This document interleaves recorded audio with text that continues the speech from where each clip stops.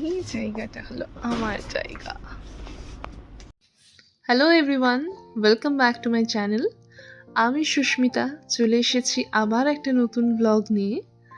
আজকের সকালটাই শুরু হয়েছে অন্যরকমভাবে। আজকে আমরা চলে গিয়েছিলাম একটা গুরুত্বপূর্ণ টেস্ট করাতে সুরক্ষাতে।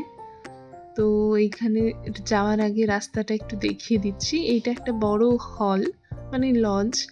তো এখানে বিভিন্ন বড় বড় অনুষ্ঠান হয়। আজকে মেবি বিয়ে ছিল, তো সেখানটা একটু দেখিয়ে দিলাম। তো সুরক্ষার ভিতরে আর ভিডিও করিনি। এখান থেকে সুরক্ষা থেকে বেরিয়ে এসে এখানে এসেছি, অর্থাৎ একটা সুপার মার্কেটে। বেশ কিছু কেনাকাটা ছিল। বিয়ের আগে সমস্ত কেনাকাটাই প্রায় মা বাবাতেই করতেন, ফলে কোনোদিন বুঝতেই পারিনি যে সংসারে এত জিনিস লাগে। বিয়ের পর যখন নিজেকে সংসার করতে হয় বুঝতে পারি সত্যিই অনেক ঝুটঝামেলার বিষয়। আর অনেকে বলে না যে গৃহবধূদের কি কাজ, বিয়ের পরে বুঝতে পারছি আসলেই কি কাজ। সাথে কতটা বুদ্ধি থাকলে তবে সমস্ত দিক ম্যানেজ করা যায়। সব থেকে বড় বিষয় যেটা বিয়ের আগে কোনোদিনই বুঝিনি সেটা হচ্ছে টাইম ম্যানেজমেন্ট। মানে ধরুন, আমার বাবা যেহেতু স্কুলে শিক্ষকতা করতেন, একটা স্কুলে নির্দিষ্ট টাইমের মধ্যে তো খেয়ে দিয়ে বেরিয়ে যেতে হতো। ওই নির্দিষ্ট সময়ের মধ্যে 5 তরকারি ভাত রান্না করা কতটা কষ্টের, এবং সমস্ত কিছু একা হাতে সামলানো, সাথে বাড়ির সমস্ত কাজ করা, একদম ঝাড় দেওয়া থেকে আরম্ভ করে সমস্ত কিছু, এগুলো যে কতটা টাফ সেটা একমাত্র বিয়ের পরেই মেয়েরা বোধহয় বোঝে। জানি না, আমাকে অন্তত বিয়ের পরেই বুঝতে হয়েছে, বিয়ের আগে কোনোদিন বোঝার সুযোগ হয়নি। কিন্তু এখন বুঝতে পারি যখন, তখন মনে হয় সত্যি মা বাবা কত কিছুই যে ঝড়ঝাপটা সামলেছে, কোনো কিছুই না বলেই। সব থেকে বড় জিনিস কি জানেন, কোনো কিছু চাওয়ার আগেই পেয়ে যেতাম, কিন্তু কখনোই মনে হয়নি কি করে হয়ে গেল, কি করে পেয়ে গেলাম।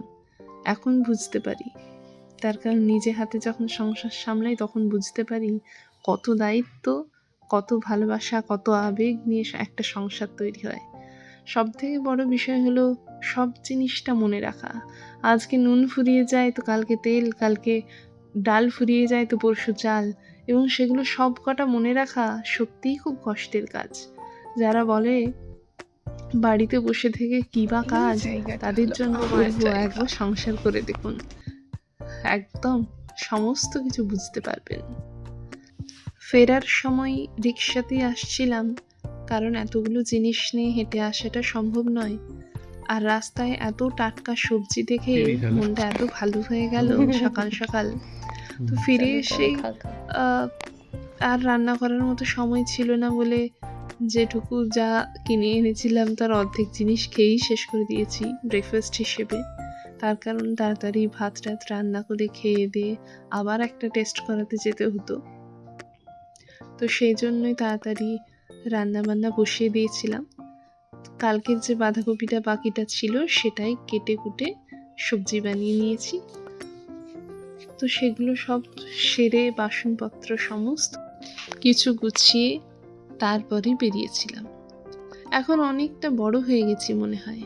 আগে যখন মা কোথাও যেত, মা তখন বলতেন, হ্যাঁ তোরা তো শুধু রেডি হবি আর বেরিয়ে যাবি, আর আমাকে সমস্ত কাজ কমপ্লিট করে তারপরে রেডি হয়ে তারপরে বেরোতে হয়। আমার তো টাইম লাগবেই নাকি। কিন্তু তবু দেখতাম আমাদের থেকে হয়তো 2-1 মিনিট বেশি নিতেন। এখন বুঝতে পারি কি দায়িত্বটাই মা সামলাতেন। আসলে সেই ফেজটাতে চলে এসেছি, তো তাই বোধহয় এত উপলব্ধিটা বেড়েছে। সমস্ত রান্না বান্না কমপ্লিট করা, খাওয়া দাওয়া কমপ্লিট করা, বাসনপত্র ঠিকঠাক করা, সমস্ত জায়গার জিনিস জায়গায় রাখা আসলেই কঠিন কাজ। একটা স্যালিউট তো মা বাবাদের প্রাপ্যই, কি বলেন? তারপর তাড়াতাড়ি করে সমস্ত ভাত টাত বেড়ে আমরা দুজনে একটু খাওয়া দাওয়া করে আমরা আবার বেরিয়ে পড়েছিলাম। কিন্তু কি জানেন, আজকে আর দ্বিতীয়বারের টেস্টটা একটু 16 মিনিট লেট হয়ে গিয়েছিলাম বলে আজকে আর নিলেন না। ওনারা বলেই দিলেন কালকে আসুন। তাই আবার কালকে একবার যেতে হবে। তবে কালকে অবশ্য শুধু খাবার পরের টেস্টটুকুই হবে।